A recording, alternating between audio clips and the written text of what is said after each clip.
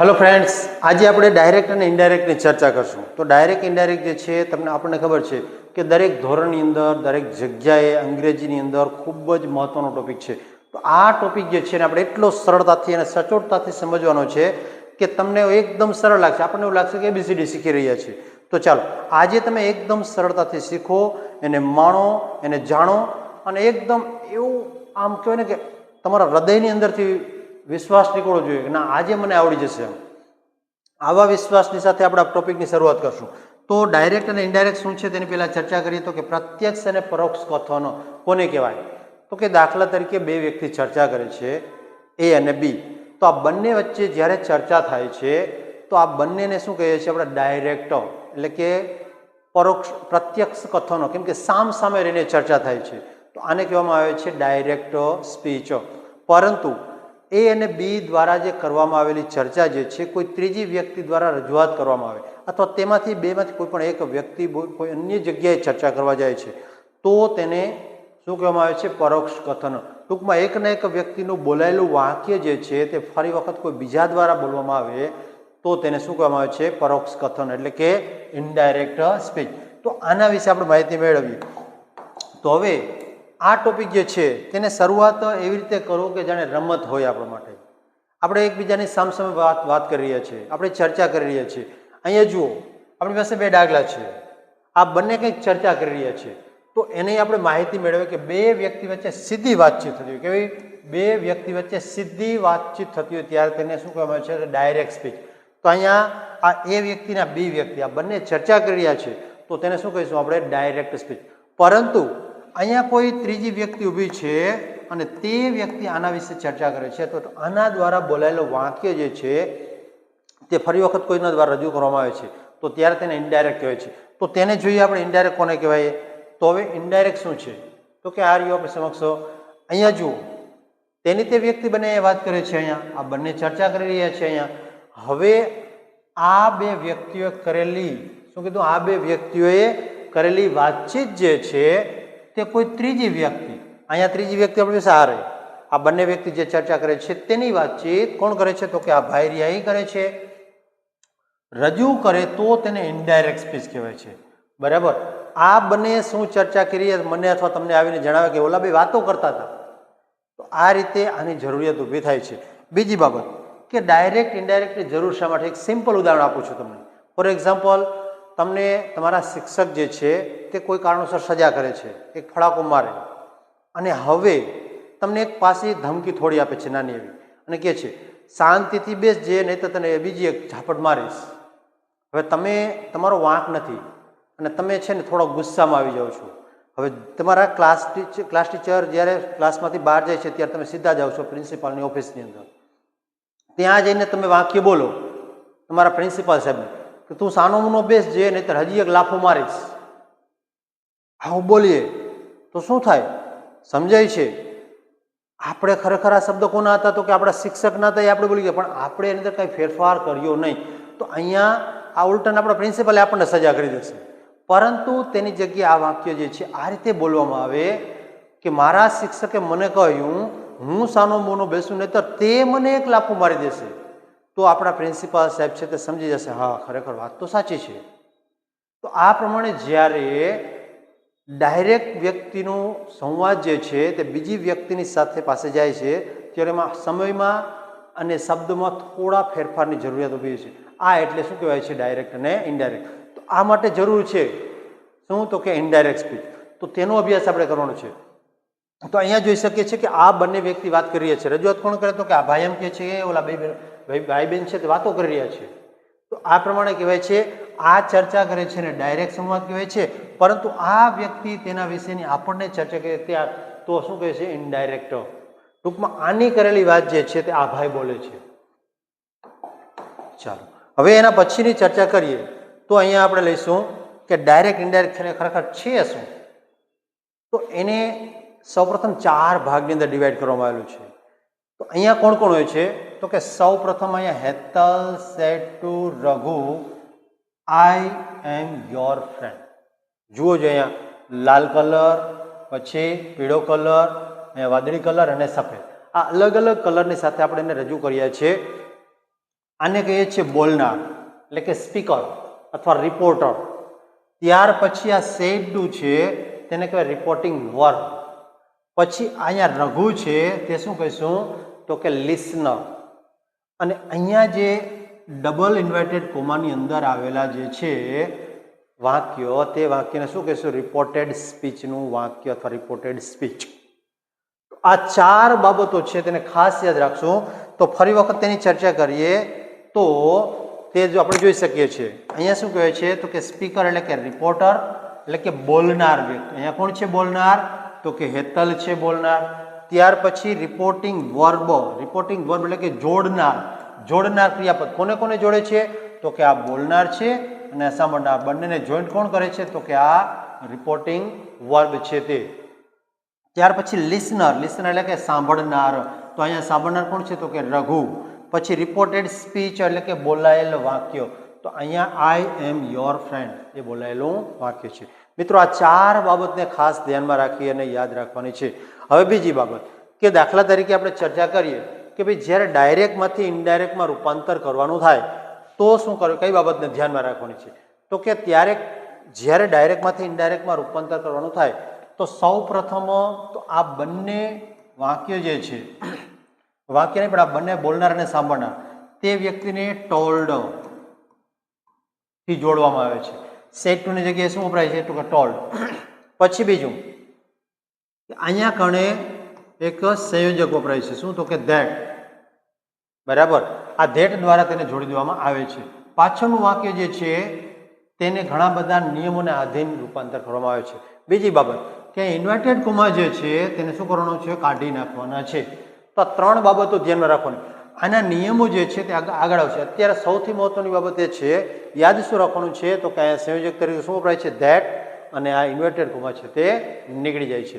તો તેના એક્ઝામ્પલ જોઈએ એટલે ખ્યાલ આવશે આપણને કે કઈ રીતે આ જોડાય છે. હવે અહીંયા આપણને શું કીધું છે તો કે કાળમાં ફેરફાર ક્યારે ન થાય. કાળમાં ફેરફાર કરવો જરૂરી છે પણ ઘણી વખત એવું થશે કે કાળમાં ફેરફાર નહીં થાય તો તેની ચર્ચા કરી લઈએ આપણે. તો કે રિપોર્ટિંગ વર્બ જે છે તે વર્તમાન કાળનું હોય કે ભવિષ્ય કાળમાં હોય. વર્તમાન કાળ અથવા ભવિષ્ય કાળમાં તો રિપોર્ટેડ સ્પીચના કાળમાં ફેરફાર થતો નથી. ટૂંકમાં કહીએ તો અહીંયા વર્તમાન કાળના કેવા તો કે કયા રિપોર્ટિંગ વર્બ છે વર્તમાન કાળ તરીકે એટલે કે સે હોય, સેઝ હોય, વિલ સે હોય અથવા સેલ સે. તો આ કોઈ પણ ચારમાંથી જ્યારે આવે તો કાળમાં ફેરફાર થશે નહીં. પછી કહે છે ત્યારે રિપોર્ટેડ સ્પીચના કાળમાં ફેરફાર થતો નથી. અહીંયા શું કીધું છે અવતરણ ચિહ્ન નીકળી જાય છે. અવતરણ ચિહ્ન એટલે શું તો કે ઇન્વર્ટેડ કોમા નીકળી જાય છે અને ધેટથી વાક્ય જોડાય છે. બરાબર, અહીંયા શેનાથી વાક્ય જોડવામાં આપણે હમણાં ચર્ચા કરી કે સાંભળનાર અને જે બોલાયેલું વાક્ય છે બંનેની વચ્ચે શું જોડવાનું છે તો કે ધેટ મૂકી દેવાનું થાય છે. અને પછી સર્વનામ અને સરનામમાં બોલનાર અને સાંભળનાર પ્રમાણે ફેરફાર થાય છે. આ ફેરફાર છે તેને આગળ આપણે અભ્યાસ કરીશું. તો અત્યારે માત્ર યાદ શું રાખવાનું છે કે જ્યારે આ ચારમાંથી કોઈ પણ રિપોર્ટિંગ વર્બ તરીકે વપરાયેલું હોય તો કાળમાં ફેરફાર થશે નહીં. બરાબર, માત્ર ધ્યાનમાં શું રાખવાનું તો કે ધેટ વડે વાક્યને જોડી દેવાનું અને ઇન્વર્ટેડ કોમા એટલે કે અવતરણ ચિહ્ન છે તેને કાઢી નાખવાના છે. બસ આટલો જ ફેરફાર કરવાનો થાય છે. એનું એક્ઝામ્પલ જોઈ એટલે ખ્યાલ આવે આપણને કે કઈ રીતે થાય છે. એક્ઝામ્પલ પહેલા શું કીધું જો વાક્યમાં બોલનાર માત્ર બોલનાર જ હોય તો આ દરેક રિપોર્ટિંગ વર્બો સે, સેઝ, વિલ સે અને સેલ સે જેમના તેમ રહે છે. તો આની અંદર કોઈ ફેરફાર થતો નથી. કઈ બાબતને ધ્યાનમાં રાખવાની તો કે વાક્યમાં જ્યારે બોલનાર માત્ર એકલો જ હોય. હમણાં આપણે વાક્ય લખ્યું હેતલ સેડ ટુ રઘુ, પછી ઇન્વર્ટેડ કોમામાં શું હતું આઈ એમ યોર ફ્રેન્ડ. તો અહીંયા હેતલ બોલનાર છે, રઘુ સાંભળનાર છે, પણ જ્યારે વાક્યની અંદર સાંભળનાર વ્યક્તિ ન હોય ત્યારે આ રિપોર્ટિંગ વર્બ જે છે તેમાં કોઈ પણ પ્રકારનો ફેરફાર કરવાનો થતો નથી, જેમના તેમ જોડી દેવાના છે. ચાલો નેક્સ્ટ જઈએ અને એની ચર્ચા કરીએ. તો સૌપ્રથમ આપણે એક્ઝામ્પલની વાત કરીએ તો પ્રથમ એક્ઝામ્પલ છે Jyotsna says Ganesh is a doctor. હવે અહીંયા જુઓ જ્યોત્સના છે તે શું છે તો કે બોલનાર છે. અહીંયા સેઝ એ શું છે તો કે રિપોર્ટિંગ વર્બ. આપણે જોઈ શકીએ છીએ કે લિસનર અહીંયા સાંભળનાર હાજર નથી, એક જ નામ છે. પછી ઇન્વર્ટેડ કોમાની અંદર આપણને વાક્ય આપેલું છે Ganesh is a doctor, Ganesh doctor છે. તો જ્યારે આ પ્રકારનું વાક્ય આવે તો તેની અંદર ફેરફાર કેવી રીતે થશે? તો કે જ્યોત્સના સેઝ, જો સેઝનું સેઝ જ રહ્યું છે. પછી ધેટ શું કર્યું છે? આ ધેટ વધારાનું આપણે શું જોડ્યું? સંયોજક જોડ્યું છે. અને આ વાક્ય જે છે તે જેમનું તેમ ઉતારીને રાખી દીધું છે, ગણેશ ઇઝ અ ડોક્ટર. તો આ પ્રમાણે પછી બીજું એક્ઝામ્પલ જોઈએ તો ખ્યાલ આવે કે ભાઈ કઈ રીતે વપરાયું છે. Purva says Smita is a nurse. પૂર્વાએ કહ્યું કે સ્મિતા નર્સ છે. હવે અહીંયા આ વાક્ય જે છે તે પૂર્વાનું પૂર્વા શા માટે? તો કે બોલનાર છે, પછી સેઝનું સેઝ જ રહ્યું છે. તો બોલનાર એમના અહીંયા રિપોર્ટિંગ વર્બ સેઝ એટલે કે સાદા વર્તમાન કાળનું છે તો સેઝનું સેઝ રહ્યું છે. પછી સંયોજક તરીકે શું જોડાય છે જુઓ જોઈએ તો કે ધેટ જોડવામાં આવ્યું છે. અને આ આખું વાક્ય જે છે તે જેમનું તેમ મૂકવામાં આવ્યું છે, કોઈ જાતનો ફેરફાર નહીં. સર્વનામમાં ફેરફાર થશે પણ એ આપણે ચર્ચા આગળ કરીશું. એ સર્વનામ વગરનું વાક્ય લીધેલું છે. તો સ્મિતા ઇઝ અ નર્સ. પછી સી વિલ સે, અહીંયા આપણે રિપોર્ટિંગ વર્બ તમે જોશો તો ભવિષ્યકાળનું શું વપરાય છે? તો will say. Poonam has not done her homework. અહીંયા તો અહીંયા સીનું સી રહ્યું છે, વિલ સેનું વિલ સે. અહીંયા સંયોજક શું જોડ્યું છે? તો કે ધેટ. પછીનું વાક્ય જે છે Poonam has not done her homework. અહીંયા જોઈ શકીએ છીએ કે આ વાક્ય છે જેમનું તેમ રાખેલું છે. ત્યાર પછીનું વાક્ય જે છે તેની ચર્ચા કરીએ તો તે વાક્યની અંદર father says mother is clever. અહીંયા પિતાજીએ કહ્યું કે માતાજી કેવા છે? તો કે હોશિયાર છે. હવે અહીંયા ફાધરનું ફાધર રહ્યું છે, સેઝનું સેઝ રહ્યું છે. નવો શબ્દ કયો ઉમેરાયો? તો કે ધેટ, જેને આપણે સંયોજક તરીકે લીધું છે. અવતરણ ચિહ્ન કાઢી નાખ્યા છે. મધર ઇઝ ક્લેવર છે જેમનું તેમ જોડવામાં આવ્યું છે. તો આ એકદમ સિમ્પલ અને સરળતાથી સમજી શકાય તેવા વાક્ય છે. માત્ર કંઈ જ નથી કરવાનું. માત્ર શું કરવાનું છે? તો કે અવતરણ ચિહ્ન કાઢી નાખવાના છે, ધેટથી જોડી દેવાનું અને કોઈ જાતના ફેરફાર વગર જેમનું તેમ વાક્ય મૂકી દેવાનું છે. બસ આટલો ફેરફાર. ત્યાર પછી ચર્ચા કરીએ તો શું આવે છે? તો કે જો સાંભળનાર વ્યક્તિ હાજર હોય તો. જો સાંભળનાર વ્યક્તિ હાજર હોય, ટૂંકમાં આપણે વાક્ય યાદ કરીએ, હેતલ સેઝ રઘુ. હેતલે રઘુને કહ્યું તો અહીંયા સેઝ હતું અને સાંભળનાર અને બોલનાર બે હાજર હોય તો ત્યારે અહીંયા સે હોય તો શું કરવાનું છે? એનું ટેલ કરવાનું છે. સેઝ હોય તો શું કરવાનું છે? ટેલ્સ. અને વિલ સે હોય તો વિલ ટેલ અને સેલ સે હોય તો સેલ ટેલ. અહીંયા ટૂંકમાં કહીએ તો સેઝ જે છે એનું શું થઈ જશે? ટેલ થઈ જશે. આ ધ્યાનમાં રાખવાનું. સેઝ હોય તો ટેલ્સ. તો આ પ્રમાણે એક ફેરફાર આપણે આગળ હવે વધારાનો નોંધીશું, જેની અંદર બોલનાર અને સાંભળનાર બંને વ્યક્તિ હાજર હોય ત્યારે આ નિયમ લાગુ પડશે. તો તેના એક્ઝામ્પલની ચર્ચા કરીએ તો સૌ પ્રથમ એક્ઝામ્પલ જે છે તેની અંદર ચર્ચા કરીએ તો શું છે example? Taral says to Sumit your hands are dirty. અહીંયા તરલની વાત કરી છે, આ સેઝ ટુ છે એટલે કે રિપોર્ટિંગ વર્બ શું વપરાયું છે? સાદા વર્તમાન કાળનું સેઝ વપરાયું છે. સાંભળનાર સ્મિત છે અને યોર હેન્ડ્સ આર ડર્ટી અહીંયા વર્તમાન કાળનું વાક્ય આપેલું છે. હવે તેનું આપણે રૂપાંતર કરીએ તો તરલનું તરલ. બોલનાર જે છે ને સાંભળનાર આ બંનેમાં કોઈ ફેરફાર થતો ને જેમના તેમ રહે છે. શું કીધું? તરલ ટેલ્સ. જો અહીંયા શું કર્યું છે? સેઝની જગ્યાએ શું આવી ગયું છે? તો કે ટેલ્સ. ધેટ તો સંયોજક ફિક્સ જ છે. બીજું અવતરણ ચિહ્નને શું કરી નાખવાનું? કાઢી નાખવાના છે એટલે કે ઇન્વર્ટેડ કોમા છે તેને દૂર કરવાના છે. પછી હવે આ વાક્ય જે છે તેને અહીંયા પાછું શું કરવાનું છે? ફેરફારની સાથે મૂકવાનું છે. તો અહીંયા યોરની જગ્યાએ હિઝ હેન્ડ્સ આર ડર્ટી. હવે આ સર્વનામમાં ફેરફાર જે છે તે આગળના લેક્ચરની અંદર આપણે ચર્ચા કરીશું. તો અહીંયા આપણે શું કહીશું? તેના હાથ ગંદા છે. આ પ્રમાણે પણ જોઈ શકીએ છીએ કે કાળમાં કોઈ પ્રકારનો ફેરફાર થયો નથી. કાળનું આર જ રહ્યું છે. આગળ જોઈશું આપણે તો કાળમાં પણ ફેરફારની ચર્ચા આગળ કરીશું. પછીનું વાક્ય છે my friend says to me we want to visit your home. અહીંયા મારા મિત્રની ચર્ચા છે. કોને? તો કે મને કહે છે. હવે અહીંયા આખું we want to visit your house, અમે તારા ઘરની મુલાકાત કરવા માંગીએ છીએ. તો તેનું આપણે રૂપાંતર કરીએ તો શું થાય છે? My friends tales. ટેલ્સની પણ શું છે? અહીંયા સેઝ સે છે તો ટેલ. તો ટેલ મી. પછી સંયોજક શું કર્યું છે? તો કે ધેટ. ધેટ. પછી અહીંયા વી છે તો અહીંયા શું કર્યું છે? They want to visit my home.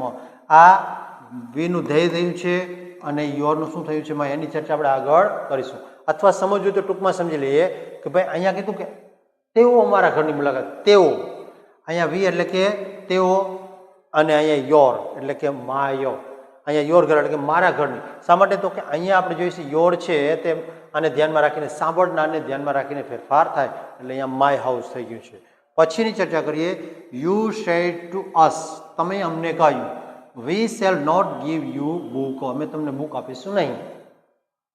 તો અહીંયા યુ સેનું ટેલ, અસનું અસ, ધેટ સંયોજક, પછી વીનું they, shall not give him, યોરનું શું થશે? યુનું હિમ બુક. આ પ્રમાણે. ત્યાર પછી number 4, the girls says to mother, we may show you a trick. તો અહીંયા ધ ગર્લ્સનું ધ ગર્લ્સ છે, સેઝનું શું થઈ ગયું છે? તો કે ટેલ થઈ ગયું છે. પછી મધર છે તો મધર, અહીંયા શું જોડ્યું છે? તો કે સંયોજક જોડ્યું છે. પછી વીનું they may show, they may show her a trick. આ પ્રમાણે વાક્ય છે તે એકદમ સિમ્પલ રીતે જોડાઈ જાય છે. માત્ર ફરક કેટલો છે? તો કે અહીંયા સે અથવા વિલ સે અથવા સેલ સે અથવા સેઝો, એનું ટેલ ટેલ્સ કે વિલ સે કે ટેલ સે કરવાનું છે. પછી અહીંયા સંયોજક તરીકે શું કરવાનું થાય? તો કે ધેટ, અને ઇન્વર્ટેડ કોમા કાઢી અને શું કરવાનું છે? વાક્યને જોડવાનું છે. બોલનારનો એક ફેરફાર થશે, બોલનાર અને સાંભળનારનો સર્વનામમાં ફેરફાર થતો જોવા મળે છે. તેની ચર્ચા આપણે આગળના લેક્ચરની અંદર કરીશું. ચાલો, ત્યાર પછીની ચર્ચા કરીએ તો શું છે? તો કે જો રિપોર્ટેડ સ્પીચનું વાક્ય શેનું હોય? તો કે સનાતન સત્ય હોય, કોઈ કહેવત હોય, વૈજ્ઞાનિક સિદ્ધાંત હોય, ગણિતના નિયમ હોય, તો કાળમાં ફેરફાર થાય નહીં. ટૂંકમાં 3 નિયમ યાદ રાખવાના છે. કેટલા? તો કે 3 નિયમ. કયા? કે તો કે હજી એક બાકી છે. પહેલો નિયમ શું કીધો? તો કે જ્યારે રિપોર્ટિંગ વર્બ છે તે કેવો હોવો જોઈએ? સે, સેઝ, વિલ સે અથવા શેલ સે. તો ત્યારે કાળમાં ફેરફાર ન થાય.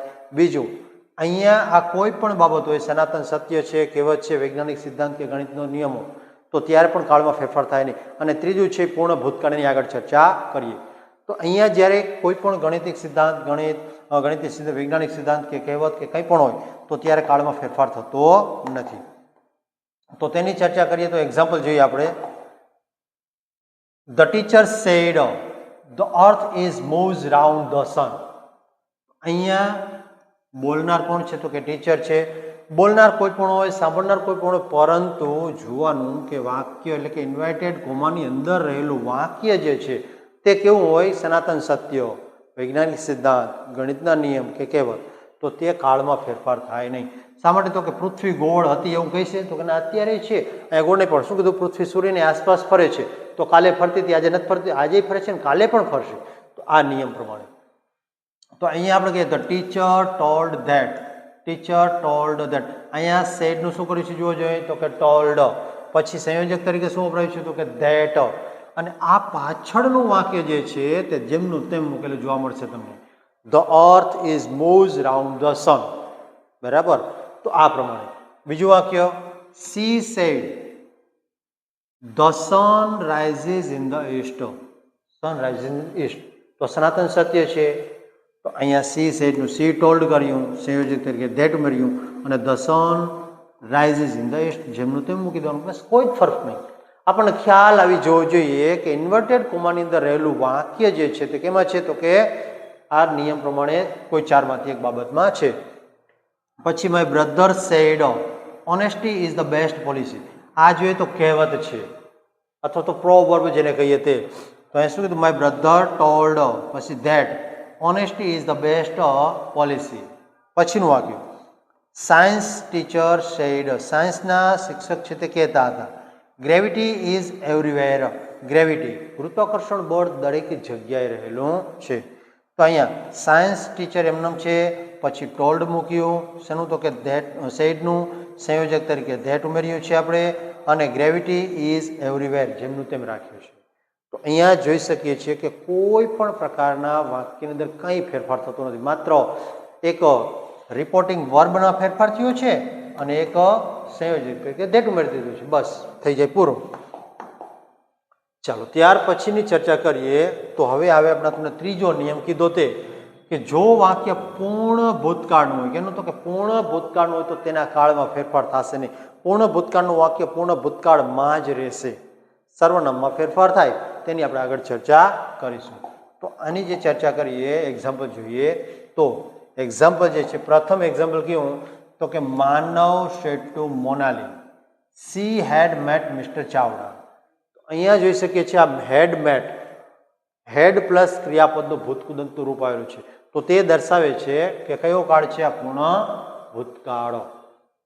તો એનું શું કહીશું? માનવ ટોલ્ડ મોનાલી. અહીંયા માત્ર આ ફરક કરવાનો છે, સેડનું ટોલ્ડ થઈ જશે, સંયોજક તરીકે શું મરાઈ જશે? તો કે ધેટ મરાઈ જશે. અને આ પાછળનું વાક્ય છે સર્વનામમાં ફેરફારની સાથે કોઈ પણ પ્રકારના કાળના ફેરફાર થયા વગર જોઈન્ટ થઈ જશે. તો અહીંયા શું કહ્યું? She had met mister Chavda. પછીનું વાક્ય, Manish said Gauri had met Manish said Gauri had made chapati. શું કહ્યું છે? કે ચપાતી બનાવવાની છે. હવે અહીંયા આપણે જોઈ શકીએ છીએ હેડ પ્લસ ક્રિયાપદનું ભૂતકાળ એટલે કે V3 રૂપ આવ્યું છે. તો પૂર્ણ ભૂતકાળનું. તો મનીષ ટોલ્ડ ધેટ, અહીંયા ટોલ્ડ સેડનું ને ધેટ સંયોજક, ગૌરીનું ગૌરી, હેડનું હેડ, મેડનું મેડ અને ચપાટીનું ચપાટી. કાંઈ ફેરફાર નહીં, માત્ર શું તો કે આ જગ્યાએ ફેરફાર કરો, બાકીનું જોડી દો, સિમ્પલ. પછી student said teacher had finished new lesson. Had plus finished, બરાબર. તો અહીંયા શું થશે? સ્ટુડન્ટ્સ ટોલ્ડ ધેટ, અહીંયા ધેટ ઉમેર્યું, આ સાઈડનું ટોલ્ડ કર્યું અને teacher had finished a new lesson. New lesson છે તે પૂર્ણ કર્યું. તો આ પ્રમાણે Harshad said Shivji had eaten an apple. તો અહીંયા હર્ષદ છે એક બોલનાર છે, સાંભળનાર કોઈ જ નથી. અહીંયા સેડનું ટોલ્ડ કર્યું અને ધેટથી જોડ્યું. પાછળનું વાક્ય જે છે તે પૂર્ણ ભૂતકાળનું છે, એટલા માટે Shivji had eaten an Apple, જેમનું તેમ કોઈ જ ફેરફાર નહીં. ચાલો, તો આ 3 નિયમો ખાસ યાદ રાખવાના છે મિત્રો, કે જેની અંદર ક્યારેય કાળમાં ફેરફાર થતો નથી. વિદ્યાર્થી મિત્રો, આ તો આપણું શરૂઆતનું એક ડાયરેક્ટ અને ઇનડાયરેક્ટ. તો આની અંદર અલગ અલગ ટોપિકને એકદમ ઝીણવટપૂર્વક અને સંપૂર્ણ માહિતીની સાથે આપણે રજૂ કર્યા છે. જો આપણે ડાયરેક્ટ ઇનડાયરેક્ટ શીખવું છે તો કોઈ પણ પ્રકારની શંકા કુશંકા કર્યા વગર એકદમ સિમ્પલ અને સરળતાથી જોડાઈ જાઓ. બધી જ માહિતી તમને એકદમ પરફેક્ટ મળી જશે, બરાબર. અને જો કોઈ આપને પ્રશ્ન થાય કે સાહેબ આમાં થોડું આ બાબતની મારે કોઈ પણ પ્રકારની ક્વેરી છે, તો આપ કોમેન્ટ બોક્સની અંદર આપનો પ્રશ્ન લખીને આપો. આપનો પ્રત્યુત્તર ચોક્કસથી મળશે અને આપણને ડાયરેક્ટ આવડી પણ જશે. ચાલો, થેન્ક યુ. જય હિન્દ અને જય ભારત.